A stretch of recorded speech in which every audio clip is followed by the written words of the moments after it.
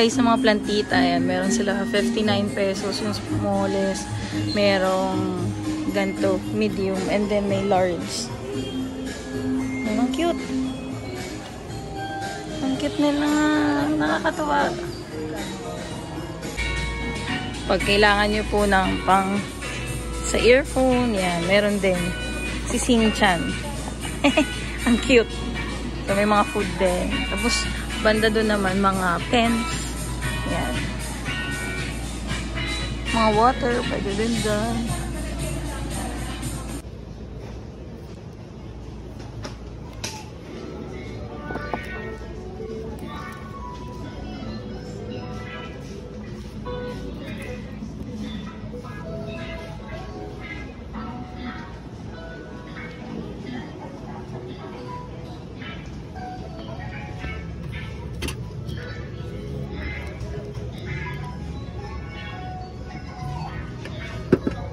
Ang cute.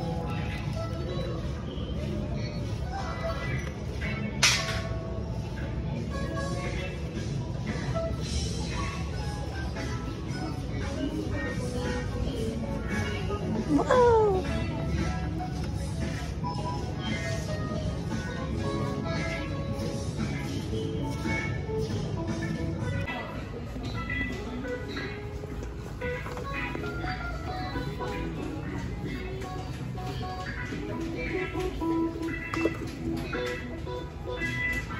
Ayan, may iba-iba pang ano.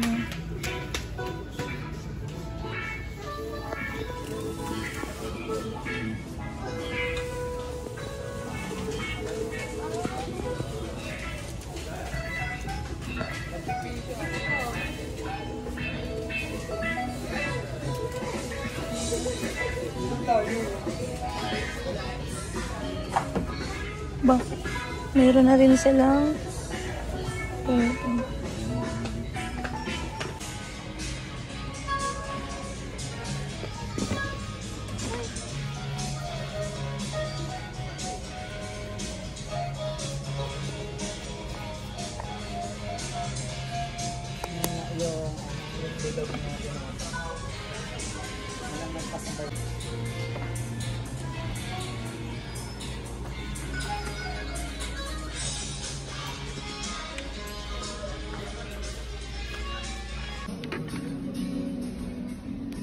may sarili din silang nail polish.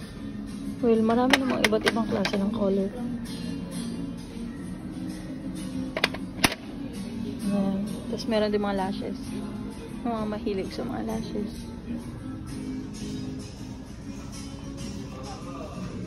Ang cute. Ang cute ng mga lashes nila. May maninipis, may makakapal. Tapos meron din glue. Pwede sa mga kikay.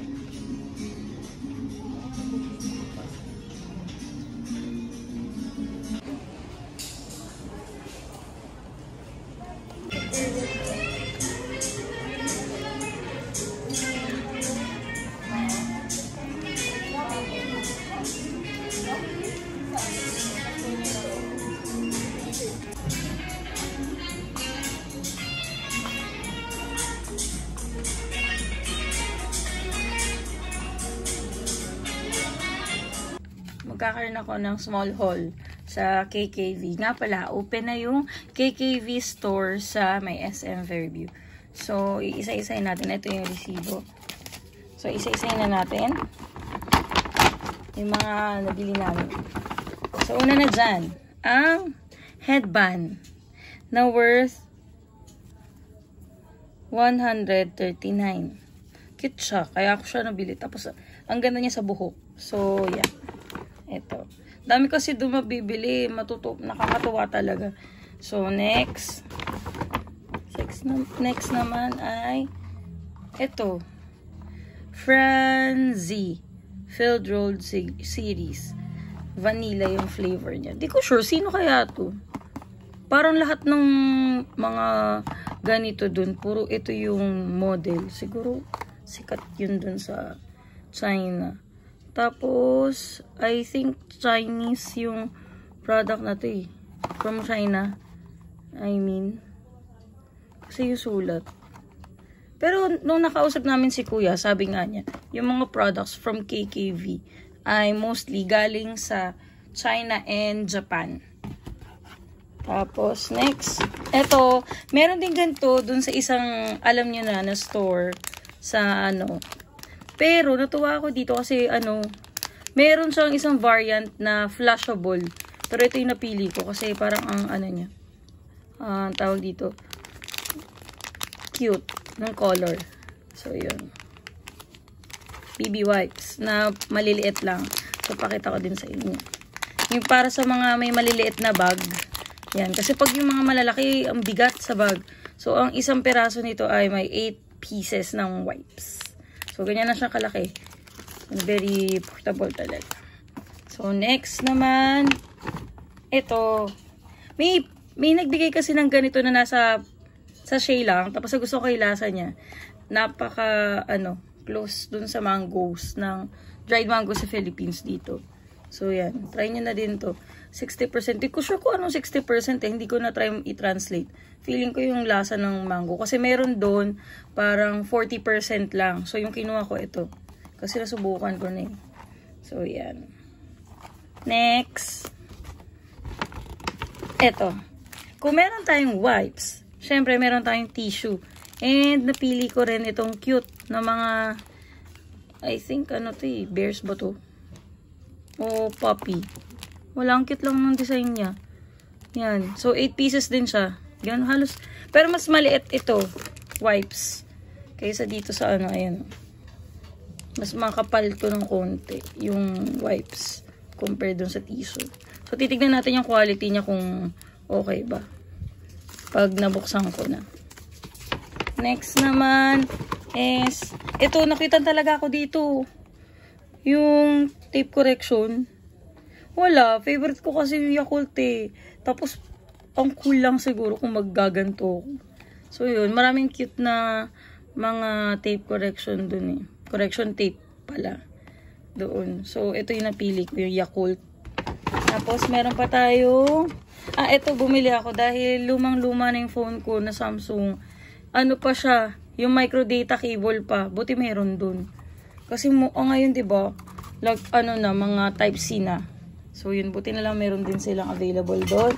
Plus, ito, na gusto ko ring matikman. Sabi nila, bestseller daw nila to. Akala ko leche flan. Pero sabi, pudding lang daw. So, itatry din natin. So, meron siya ilang bang pieces? 2, 4, 6, 8, 10, 12 pieces. So, yan. Ano rin siya? Chinese din. Ayan o. Dongguan Xinguangfeng. O, diba? Chinese product nga siya. Yan. Next. Konti na lang. Nga pala, sa KKV, ang paper bag nila is worth 2 pesos. Kaya kung balak nyo pumunta doon, tapos nagpunta naman na kayo before, magdali nyo na lang yung before na, para di na kayo magbayad ng 2 pesos. Tapos, meron din tayong 3 different types ng pens. College pa lang, mahilig na talaga ako sa colored pen. And, madalas ginagamit ko green talaga. So, yun. Yan. Meron tayong green. Ito, ang ganda nito eh. Ayan. Ayan. Diba? Ang ganda ng sulat niya. Yung mga mahilig sa calligraphy, pwede yung itry ito. Tapos ito, purple naman. Ayan. Yan. O, diba? Ganda ng sulat niya. 0.5 siya, guys. Ayan, 0.5. Ito naman is green. Wala, nakakakulang ng pag nagsusulat, pag green yung sinusulat mo, diba? Ayan, diba? Medyo mas manipis siya. Kasi ito, to eh. Brush pen. Ayan. So, yun. And, ito pa yung isang nakakaloka dun. May tester to dun sa pinakalalagyan nila. Kaso, grabe, pahirapan malaman kung ano ang code. Kasi lahat nawala na. Ito pala yun. Kapag titingin kayo, tapos wala rin dun yung code niya. Try nyong hanapin yan. Meron dun sa pinakailalim ng product. To? Tester siya ng perfume. So, ang galing lang kasi kapag, syempre, hindi mo nagustuhan, o hindi mo nabibili yung malaking version. So, maliit lang siya. Pero, ano rin, mga ganito yung size niya. Open na nga natin. Para mapakita ko sa inyo. Wait. Ay, antigas. Ay, ayaw. Ha, ayun. Ayan. Maliit lang siya version. Parang tester siya ng mga perfumes. Pero, ayan. Ayan o. Cute niya, diba? Wala rin takip. As in, ito lang. Ayan o. Dito ko hinanap. Grabe, hindi rin ako masagot ng ano. Mga, ano dun. Ayan o. Meron yung code sa ilalim. Yun yung titignan nyo. Pero mabango siya. Maganda. Maamay naman. So, titignan natin kung long lasting din. Ano rin to? Chinese din to. Ayan o. Sa sulat pa lang eh. Nako. Ayan. Diyan natin lagay. Tapos, ito pala yung mga price. Yung sweets na mango is 99. Yung vanilla roll is 59. Yung headband is 139. Ito is worth 49 pesos. Yung wipes is 199.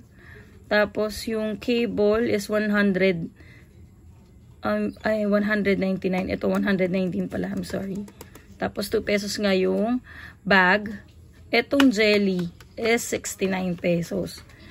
Ito namang tissue is 49. Tapos itong trial pack na perfume is 99 lang pala. 99. Tapos itong Yakult is 59. Tapos itong pens is 59. So, yan.